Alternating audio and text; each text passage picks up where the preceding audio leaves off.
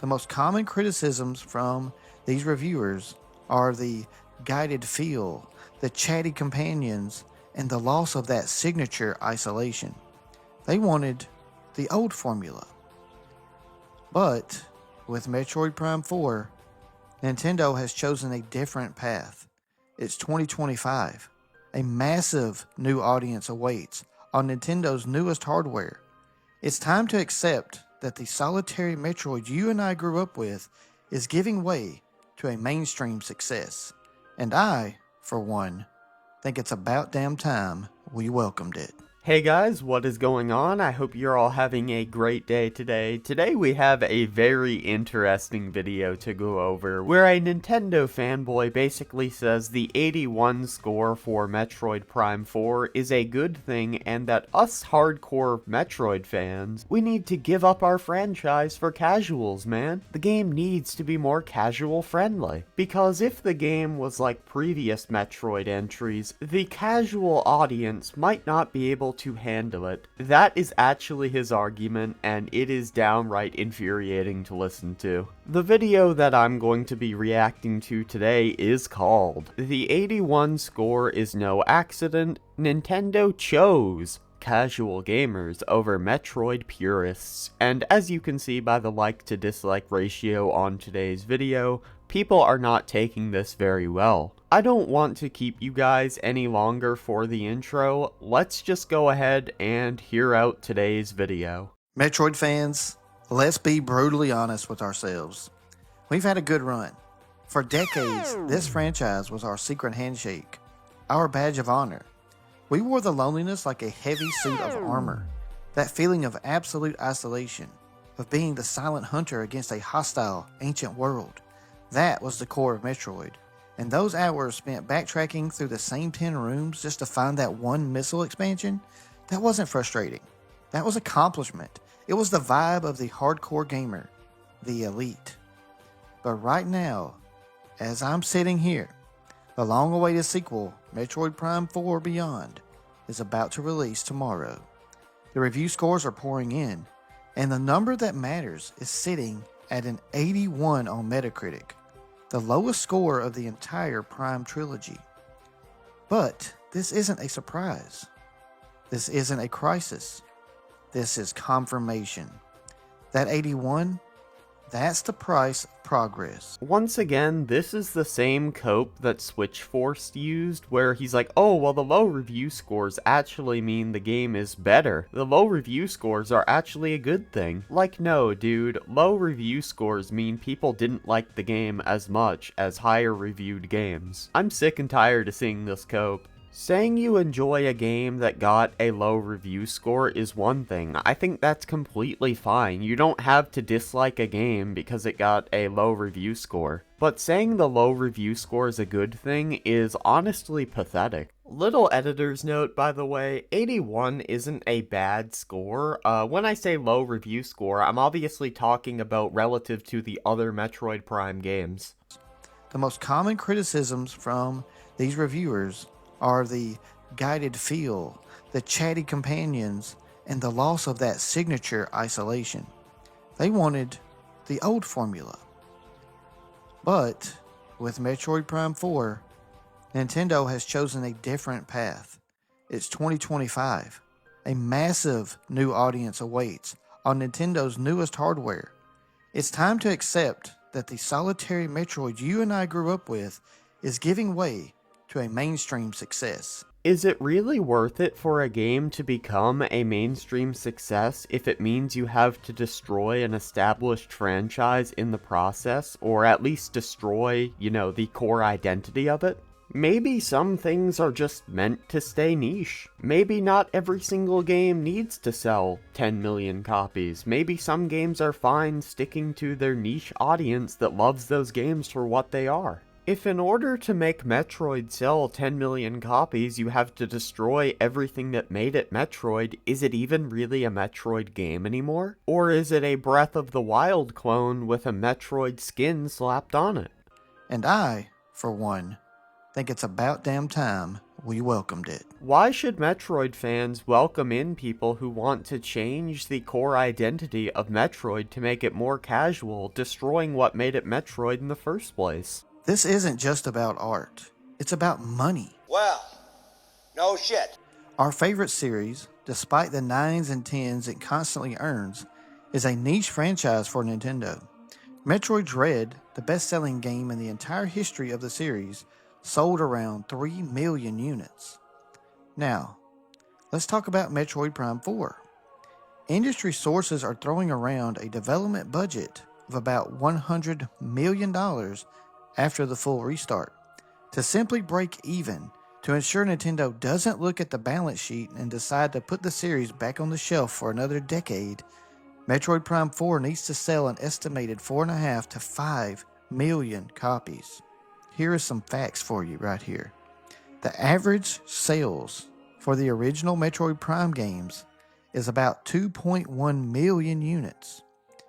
And you do not achieve the necessary growth by catering only to those 2.1 million people who bought a Metroid Prime game. This video is actually pissing me off. Maybe if Metroid is a more niche franchise, they could lower the development budget in accordance to how much they think they're going to make off of the sales. The fact that you think something being niche means it needs to be destroyed and casualized actually disgusts me. People like you are the problem with the gaming industry. Niche groups of people, no, they shouldn't be allowed to have their own franchises that cater to them. Everything needs to be casual friendly. This is literally quantum TV logic of, oh, Elden Ring is bad because it doesn't cater to me. If you're a casual and you don't like the idea of linear games with backtracking and total isolation with no characters talking in your ear, then you don't like Metroid. You achieve it by making the game more accessible, more welcoming, and yes, a little less lonely. And also a little less fucking Metroid. The push for accessibility is simple math. The Switch has an install base of 151 million units. Compare our 2.1 million Prime average to the 60 million copies of Mario Kart. Can we stop acting like this game is more accessible for having an annoying character that talks in your ear and an open world? Metroid in the format that it was before was accessible, it's just not everyone would enjoy it, and if you don't enjoy it, go play something else. For the casual audience, for the millions who might buy this game as a gift, getting stuck is a death sentence for their playtime. Yeah, well, maybe Metroid isn't made for those people. Maybe something like Mario Kart or The Legend of Zelda is more suited to them, where getting stuck isn't as much of a worry. Why do we have to make every game so brain-dead easy and make it so that no person could ever possibly get stuck? They'll put the game down. Yeah, and that's their problem. Why should it be everyone else's that they can't handle a game?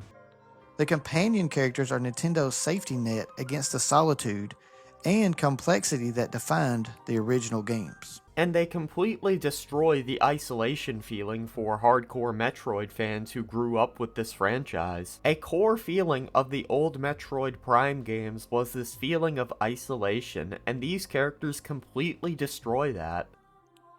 The same goes for that divisive open desert area. Reviewers are calling it sparse and unnecessary, but it's a way to break up the dense, confusing Metroidvania level design with a fun, cinematic, high-speed intermission. It's designed to give new players a moment to breathe before diving back into the labyrinth of the depths. The problem is, this open world was only added to try to appeal to Breath of the Wild fans due to how big of a success Breath of the Wild was. Metroid has never been an open world game, and it should never be an open world game. And let's not act like, oh, this is just catching a breather. I have seen people say you will spend hours in your playtime of this game spent in the open world. It is a blend, not a betrayal. The winding mazes and difficult boss fights we love are still going to be the heart of the game. They've just wrapped a commercial, casual-friendly shell around it to get more people to experience that great heart. It is a betrayal in a way. I mean, that doesn't mean you have to absolutely hate the game, but it is betraying hardcore Metroid fans who stuck by and loved the old Metroid games and their formula. They're now having their game basically changed to appeal to people who didn't really like Metroid in the first place. The 81 Metascore simply reflects that some of the old guard didn't like the new shell. Think about the alternative. If Nintendo commits to our purest vision, lonely, silent, hyper-challenging, and it sells 3 million copies again, that's $70 million lost in a series dead in the water. Then, like I said earlier, maybe spend a little bit less developing the game. I'm sure the game would have cost less to make if the open world wasn't in the game and they didn't have the annoying characters, meaning they wouldn't have to pay the voice actors. But if Metroid Prime 4 Beyond is a colossal hit, if it breaks the 5 million mark and becomes one of the major commercial talking points of the year, what do we get? Job security. We ensure a Metroid Prime 5 happens, and it happens faster. Which is nice and all until you realize that Metroid Prime 5, if this game is a massive success, is going to have all the same annoying aspects that this game had, like the NPCs that never shut up and the open world that's barren and empty. Budget security. Future games will be bigger, look better, and have the development resources they deserve. Relevance. Metroid is finally put on the same pedestal as its NES contemporaries, Mario and Zelda. We have a chance to share Samus's incredible world with millions of new players. We get to watch their faces when they beat a difficult boss for the first time, when they find that secret area, or when the scale of the world finally hits them. All at the expense of the core identity of Metroid, and at the expense of betraying classic Metroid fans. Even if a talking NPC nudged them in the right direction to get started. So, I'm saying it now. It's time to drop the elitism. Yeah, how dare us want Metroid to stay like Metroid and not change for the sake of people who never even liked the classic Metroid formula in the first place. This is why gatekeeping to a certain extent is a good thing. The 81 Metascore isn't a failure. It's a calculated success in the pursuit of mass market appeal, and it shows that Nintendo is serious about making this series a giant. Something becoming a giant in the casual market isn't always a good thing. Anyway, that is going to do it for today's video. If you guys did enjoy this video, a like would be greatly appreciated. If you didn't like this video, you can leave a dislike and a mean comment, and yeah, man, I'm out.